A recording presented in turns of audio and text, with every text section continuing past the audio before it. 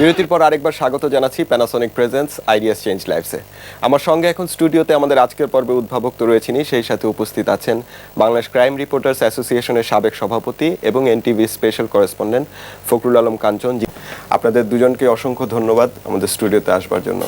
আচ্ছা মিশু, এই প্রযুক্তিটি নিয়ে আর কি কি উন্নতি এটা সাধন করা যায়, আপনি কি ভেবেছেন?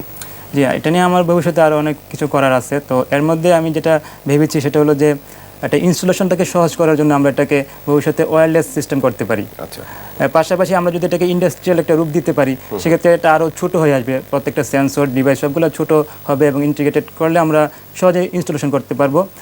পাশাপাশি এটার খরচটা আপাতত আমরা ৬,৫০০ টাকার মধ্যে টোটাল খরচটা মানে কমপ্লিট করতে পারি। তো যদি আমরা ওই ধরনের সহযোগিতা পাই সেক্ষেত্রে হয়তো এটাকে খরচ কিছুটা বাড়বে হয়তো, কিন্তু এটাকে আরও মানে সহজে ব্যবহারযোগ্য করা যাবে। আর পাশাপাশি হয়তো এটার মধ্যে আমরা আরেকটা করতে পারি যে অসময়ে যখন কেউ ঢুকবে তো ঘরের পরিবেশটা বা কে ঢুকলো তার একটা ছবি আপনার মোবাইলে চলে আসতে পারে এমএমএস এর মাধ্যমে অথবা ইন্টারনেট সিস্টেমের মাধ্যমে, সেটা আমরা ভবিষ্যতে যোগ করতে পারি। আচ্ছা, ধন্যবাদ। কাঞ্চন ভাই, আপনার কাছে আসি। আমরা যে উদ্ভাবনটি আজকে দেখলাম এটিকে আপনি কিভাবে মূল্যায়ন করবেন? ধন্যবাদ। আমি আপনাকে একটা পরিসংখ্যান দিয়ে শুরু করতে চাই। বাংলাদেশে যত অপরাধ ঘটে তার সিংহভাগ অপরাধ কিন্তু ঘটে হলো গৃহে চুরি, দস্যুতা, যেটা পুলিশের ভাষায় যেটাকে ডাকাতি, আমরা যেটা ডাকাতি বলি, পুলিশের ভাষায় যেটাকে বলা হয় দস্যুতা। এবং আপনাকে যদি আমি গত 1 বছরের একটা পরিসংখ্যান দেই, শুধুমাত্র ডিএমপি ঢাকা মেট্রোপলিটন পুলিশের যদি পরিসংখ্যান দেই, আপনি দেখবেন যে প্রতি মাসে গড়ে ঢাকার 30টি থানা এলাকার প্রতি মাসে প্রায় 3 শতাধিক বাড়িতে চুরি হচ্ছে। আচ্ছা। এবং ডাকাতির সংখ্যাও প্রায় কয়েকশো। এটা কিন্তু সরকারি হিসাব। তারপরে আছে হলো গাড়ি ছিনতাই, মোটরসাইকেল ছিনতাই। তো আমার মনে হয় মিশুর যে এই উদ্ভাবন, এটা একটু খুব রাইট জায়গায় সে চেষ্টা করেছে। আচ্ছা কাঞ্চন ভাই, ওর যে প্রযুক্তিটি সেটিতে যিনি ব্যবহারকারী তার মোবাইলে একটি কল চলে আসে। তো আপনার কাছে কি মনে হয় যে নিরাপত্তা কর্মীরা যারা নিয়োজিত আছেন, পুলিশ বা আইন শৃঙ্খলার যারা দায়িত্বে আছেন, তাদেরকে কিভাবে এটি সাহায্য করতে পারে? আসলে মজার বিষয় কি জানেন, আমাদের দেশে কিন্তু এখন খুব সীমিত আকারে কিছু গুরুত্বপূর্ণ প্রতিষ্ঠানে এই ধরনের একটি প্রযুক্তি ব্যবহার হচ্ছে, কিন্তু এটা একেবারেই সীমিত আকারে।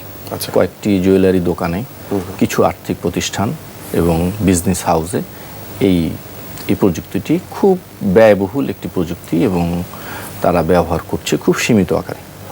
তো আমার মনে হয় মিশু যদি এই প্রযুক্তি মাত্র 6,000 বা 7,000 টাকায় এই কাজটি করতে পারে এবং এর সাথে যদি আরেকটু প্রক্রিয়া যদি আরেকটু বাড়ানো যায়, যেমন ধরে নেওয়া যাক যদি ওই ব্যক্তিটির কাছে যে মোবাইলটি থাকবে, যিনি বাড়ির মালিক, বাড়ির মালিকের পাশাপাশি যদি সংশ্লিষ্ট থানা অথবা আইন শৃঙ্খলা রক্ষাকারী ব্যক্তি, র্যাব, ডিবির কাছেও যদি ওরকম একটি সিস্টেম বা সার্ভার তৈরি করে দেওয়া যায়, যে এর সাথে সাথে ওই ভিকটিম ওই সংকেত পাওয়ার সাথে সাথে সংশ্লিষ্ট থানা এবং বা র্যাবের কর্মকর্তারাও এটি পাবেন। হ্যাঁ, আমাদের এই সিস্টেমটাতে আমরা ভবিষ্যতে এটা করতে পারবো, সুযোগ আছে। যেমন আমরা ইচ্ছে করলে আমরা তো বর্তমানে এটাতে একটা নাম্বার শুধুমাত্র ইউজারের নাম্বারে কল করে আমাদের সিস্টেম থেকে।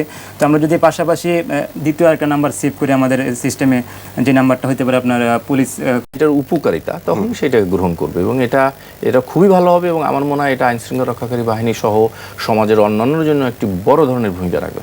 আপনাদের দুজনকে অসংখ্য ধন্যবাদ আমাদের স্টুডিওতে সময় দেওয়ার জন্য। আপনাকেও ধন্যবাদ। দর্শক, আমরা চলে এসেছি অনুষ্ঠানের শেষ প্রান্তে। এই অনুষ্ঠান সম্পর্কে আপনার যে কোনো মতামত বা মন্তব্য আমাদের লিখে পাঠাতে পারেন www.facebook.com/ideaschangelives এই ঠিকানায়। দেখা হবে আগামী সপ্তাহে নতুন কোনো উদ্ভাবনের গল্প নিয়ে। সেই পর্যন্ত ভালো থাকুন, আবিষ্কারের সাথেই থাকুন।